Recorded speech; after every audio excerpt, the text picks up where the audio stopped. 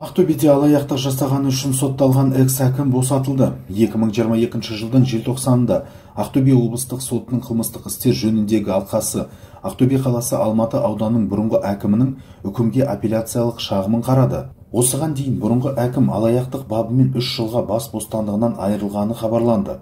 Абат Көбеновтың жазасы жеңілдетіліп, босатылды. Бұрынғы әкім Абат Көбенов пен оның қорғаушысы апелляциялық шағымда бас бостандығынан айыру жазасын айыппұлға ауыстыру туралы өтінішті білдірді.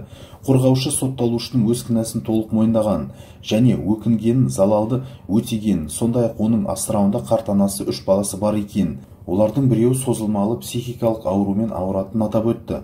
Апелляциялық сотқа дейінгі тергеу мен бірінші сатыдағы сот заң бұзушылықсыз өткені анықталды.